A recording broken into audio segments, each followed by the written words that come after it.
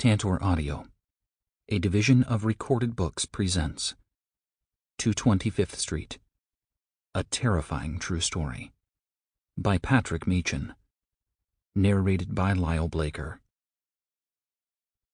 For none of us liveth to himself, and no man dieth to himself. Romans chapter 14, verse 7. Preface. How could it happen? How could I finally escape the nightmare I'd experienced in one haunted house, only to find myself in another at 225th Street?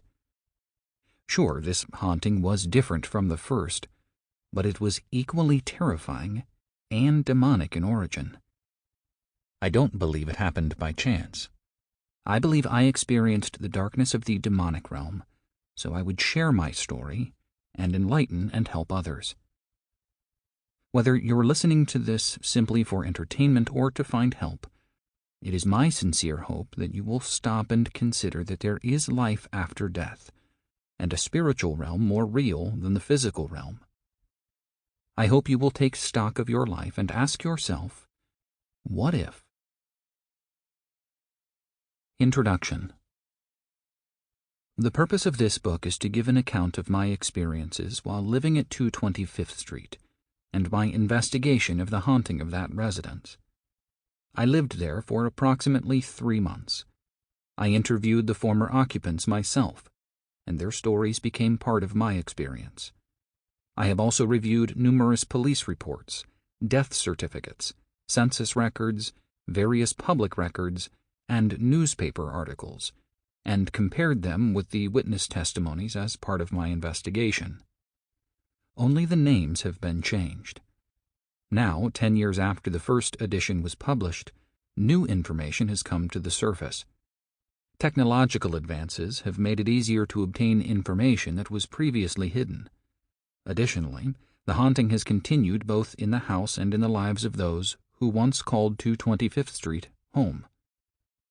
In this second edition, new information will be shared that presents even stronger evidence of the haunting. You will have to decide for yourself whether or not you choose to believe the accounts herein contained. I can assure you it is true. I was there. Chapter 1. A New Beginning? So there I was. It was a cold, snowy February night, and my first in a new home that I was in the process of buying. The stately all-brick two-story house had been built in 1924, but that was all I really knew about it. I had just moved in, even though I was still waiting for my mortgage to close. I was purchasing the house from a realtor, John Mackenzie, who'd purchased it at a sheriff's sale and was flipping it. John was kind enough to let me move in, even though the sale had not yet closed. I couldn't help but appreciate how good it felt that the nightmare I'd gone through for the last 8 long years seemed to finally be over. My previous house and the property it was built on were haunted, and my life seemed like a perpetual hell-on-earth existence while I was there. Miraculously, however, that house had just sold in January, only a month and a half after 2 friends and I had performed an exorcism on the property and house.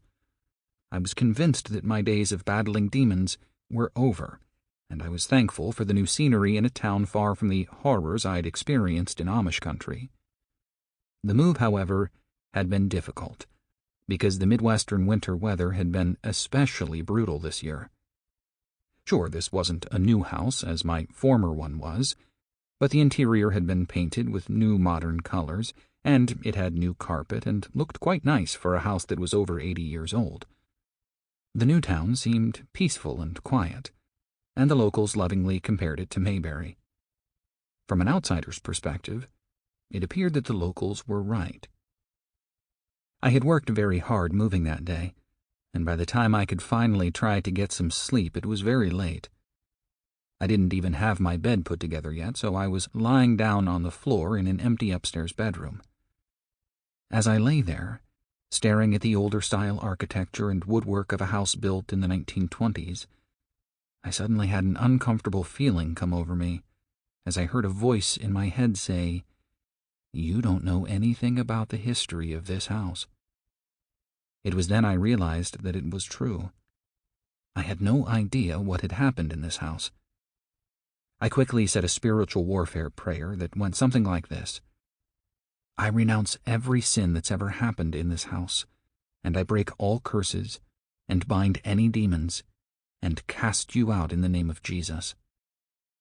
I really didn't think there were any evil spirits in the house, but I didn't care for the uneasy feeling that had just come over me. So I said the prayer as a precaution. I had learned to pray that way while living in my previous haunted house for 8 long, terrifying years. Maybe I was just still a little nervous from that haunt. There's no way I could go from one haunted house to another, right? The chances of that would have to be over 1,000,000 to 1.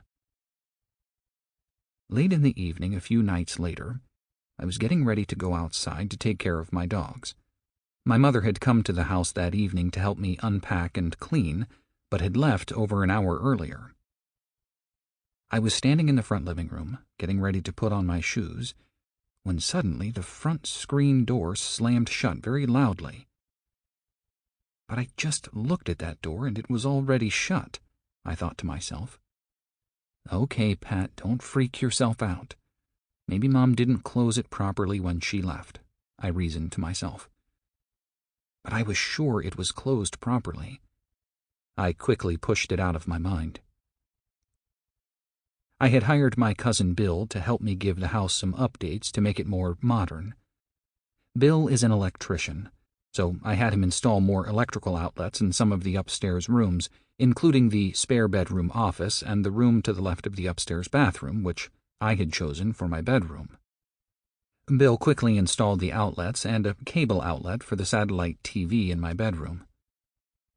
Then, late one night, several days later, as I was about to retire for the evening, I entered my bedroom and immediately noticed that my bed, which sat in the far right corner of the room, was sitting at a strange angle that was very different from the way I'd left it.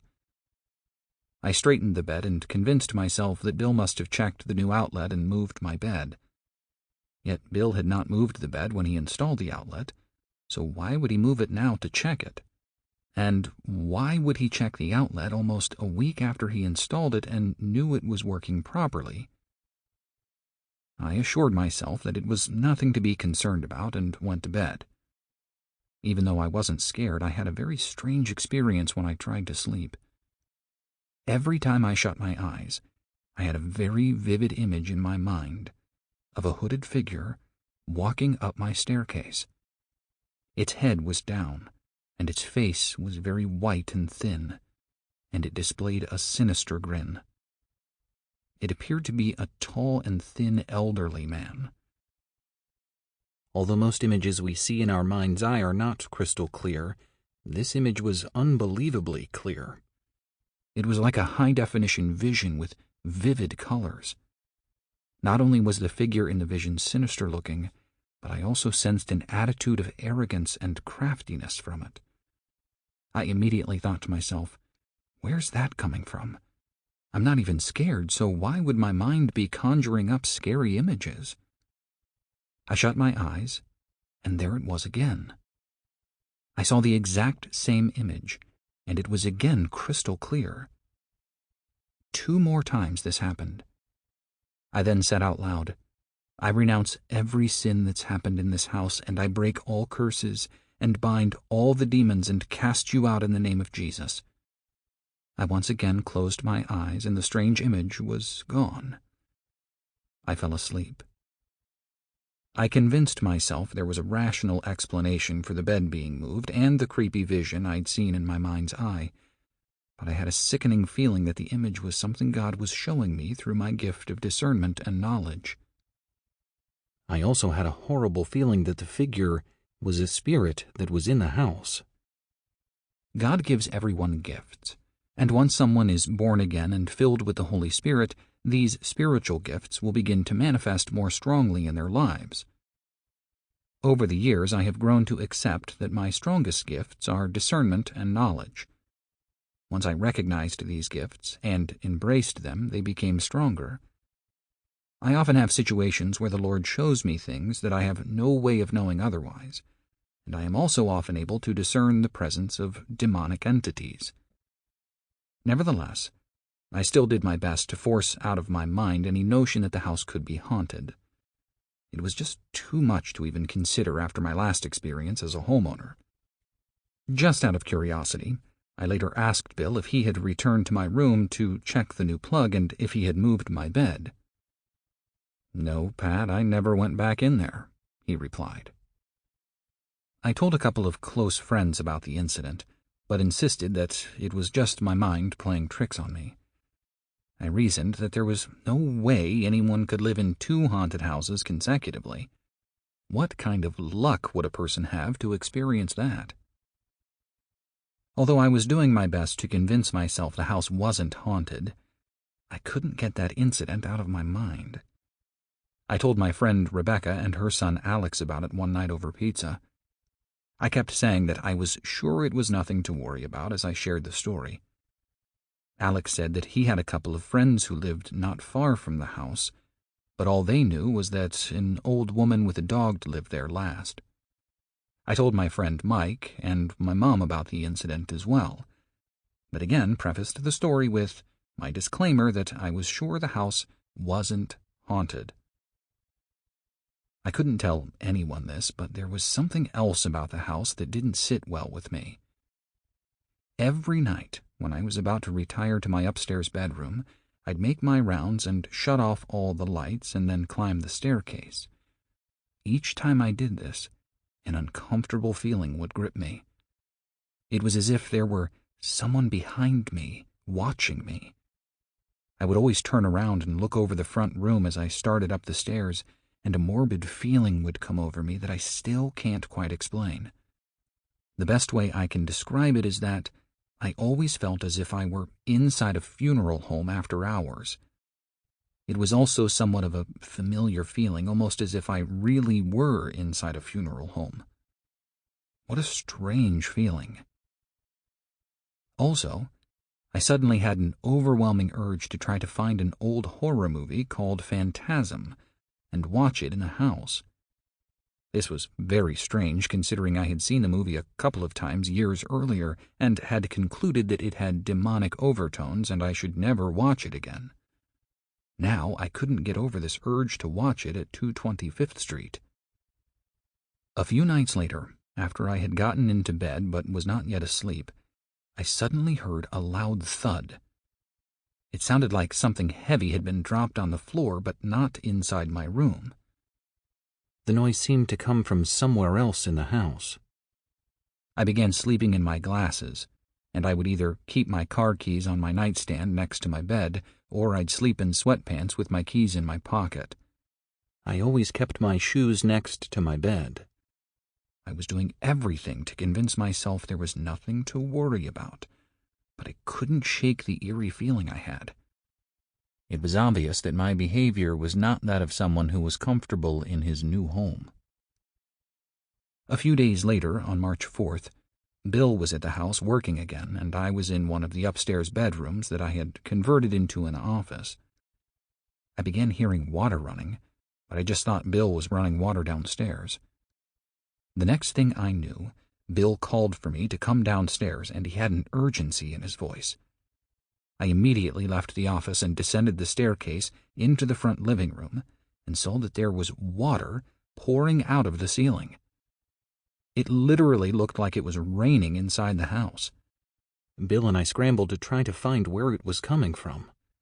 He immediately went to the basement and started shutting off all the water. Even at that, it seemed like the water poured out of the ceiling like a steady rainfall. "I can't believe this is happening. If I didn't know better, I'd be convinced something followed me here from the last house," I said out of frustration. Bill looked totally dumbfounded. "I've never seen anything like this," he said in disbelief. I was convinced that the demonic issues I'd faced at my former house and property had been overcome. But when this happened, I started doubting, if only momentarily. Bill eventually got the water to stop, but the damage was done. There were enormous amounts of water and plaster all over my personal belongings, couches, and entertainment center. A large piece of the ceiling had to be removed, and Bill found that there was a broken fitting in a plumbing pipe upstairs. It had been replaced before I moved in, but for some reason it broke and leaked a large amount of water. I frantically tried to reach the realtor, John Mackenzie, because it was his responsibility to fix everything since technically it was still his house. Conveniently, he was unreachable, and his secretary told me to just have Bill fix everything and John would settle with me later. Bill had his work cut out for him now. He fixed the plumbing and the ceiling, but it took him a while. One day he brought a portable CD player and played gospel music while he worked. It made the environment seem much more peaceful listening to this music. Bill has a great singing voice, and I could hear him singing along with the old gospel hymns as he worked. The next day, however, Bill didn't come to work. He later said that he had gotten so depressed that he couldn't do anything. His behavior for the next few weeks seemed subdued. His wife said he would come home from working in the house and not say much when they ate supper, and then he'd just go to bed. He was clearly not himself. Shortly thereafter, I noticed large amounts of water were leaking in the basement from a fitting near the valve where the city water came into the house. Bill later discovered that the fitting had somehow been loosened. Once Bill gave a few cranks on the fitting, he got it tightened and the leak stopped. The question that remained now was, how did it get loosened? When I moved in, there was no leak, and then suddenly a fitting got loosened. How could that be? I was becoming a little more uncomfortable, but I was making every effort to convince myself that there were rational explanations for all the strange situations and mishaps. Privately, I did confide my concerns to Mom, however. Now that the water leak was fixed in both the living room and in the basement, I was thinking more about how to make the house feel more like home. Chapter 2. The Bad News. One Sunday afternoon, my new neighbor Steve and his girlfriend Heather stopped by because my mom, sister Lori, brother-in-law Matt, and I were sitting on the front porch. Steve had introduced himself a couple of days earlier and seemed very warm and friendly.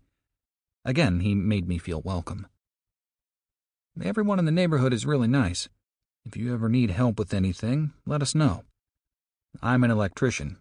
The guy down the street works on cars. Another guy is a plumber.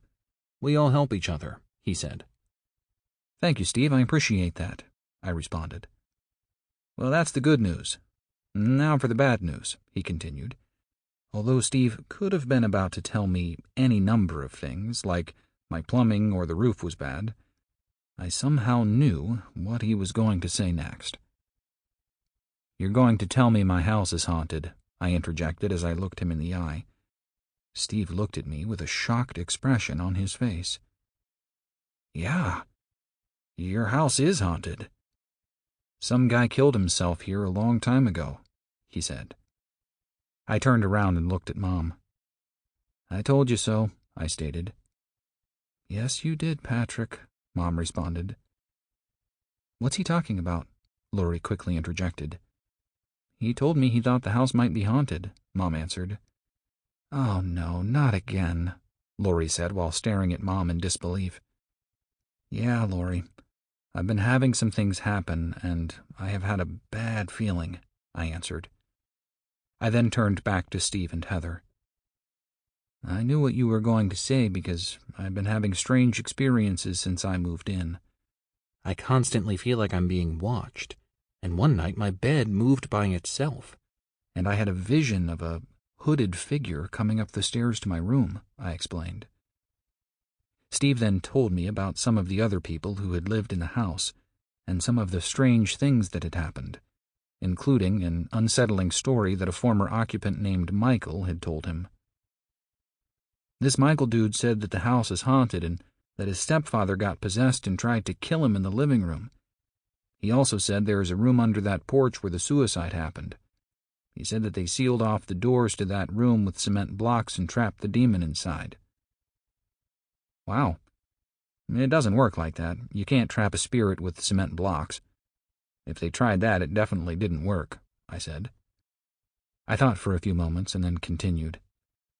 Look, the house I just moved from was also haunted, and a couple of friends and I cleansed the property and house, and it quickly sold.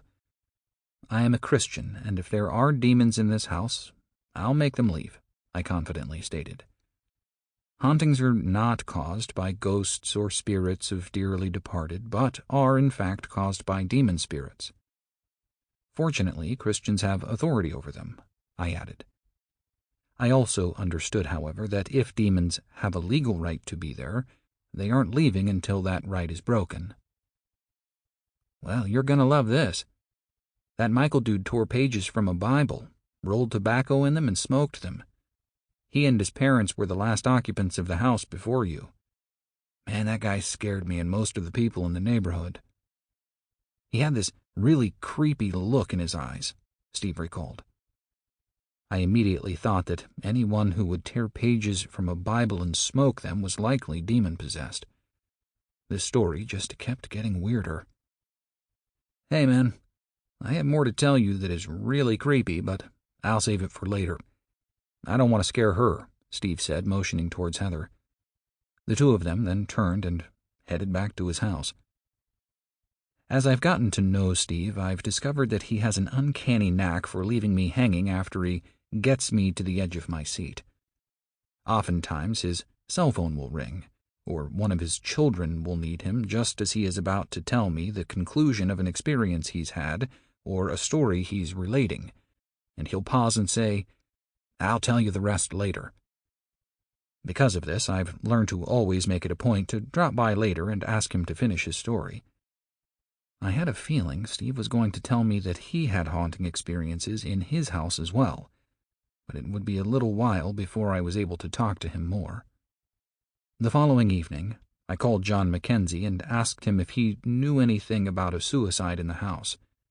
He claimed that he had never heard anything about it, and said he was very surprised.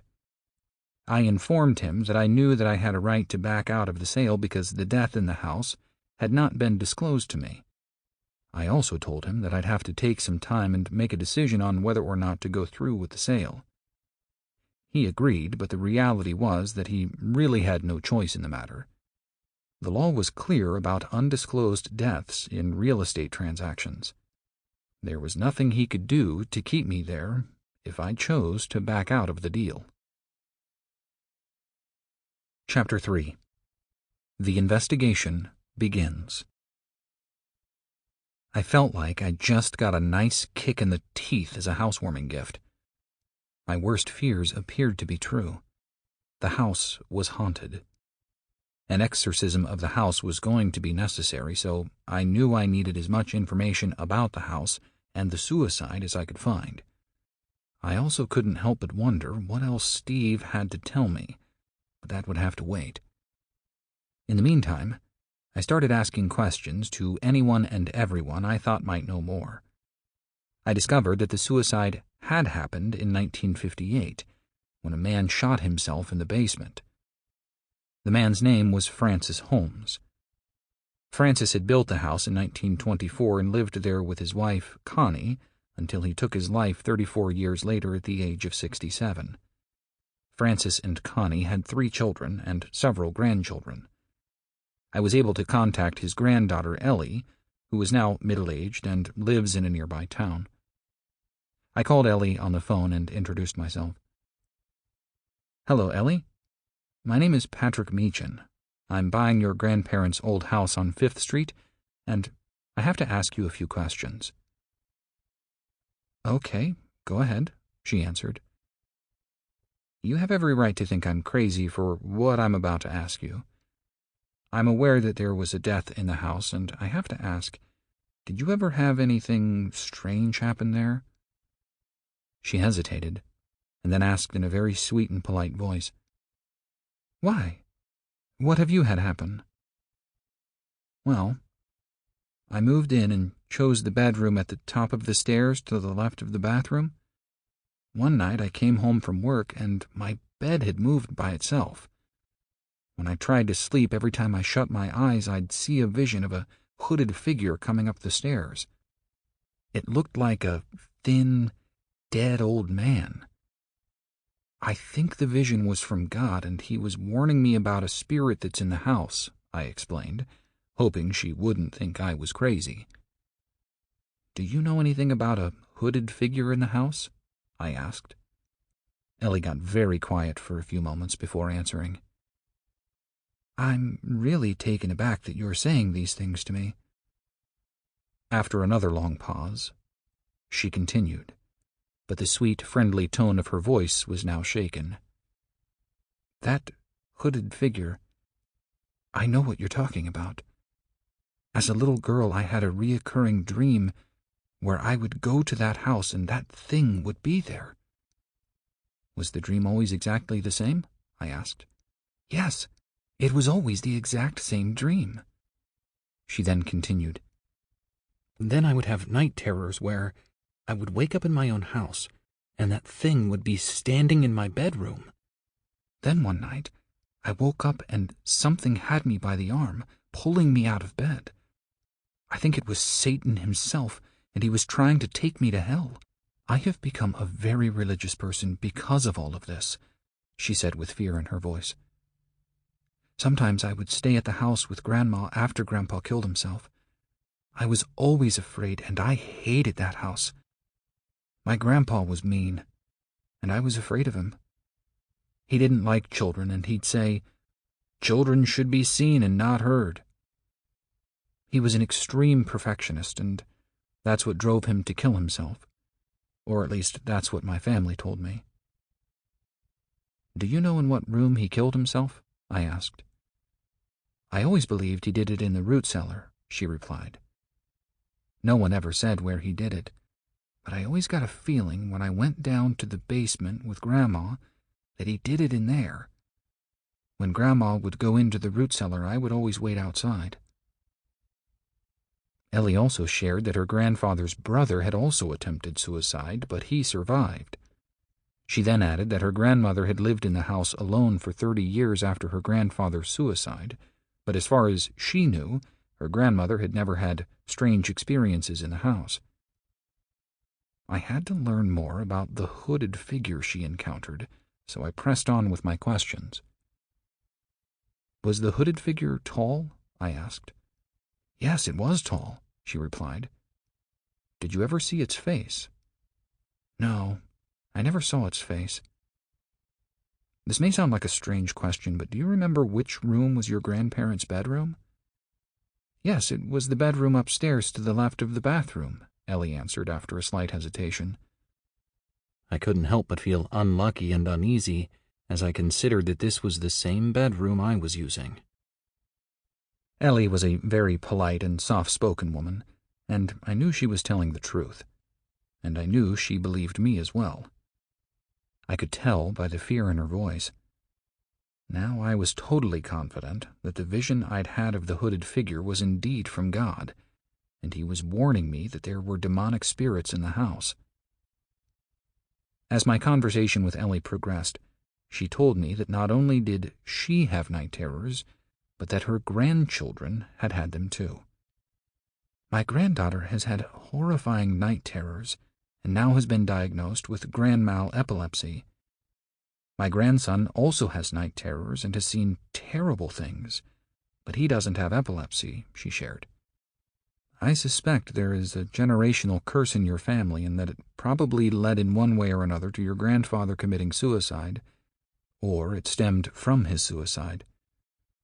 This might also be the reason for the multi-generational night terrors, I explained as our conversation drew to a close. One of my concerns now was that Ellie's granddaughter had similar symptoms to Annalisa Michel, a.k.a. the real-life person portrayed in the movie The Exorcism of Emily Rose.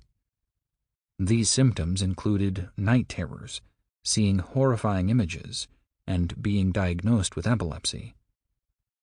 Some Christian deliverance ministers actually believe epilepsy is sometimes really demonic possession. I was also aware that night terrors like Ellie suffered are often associated with post-traumatic stress disorder, or PTSD. Sample complete. Ready to continue?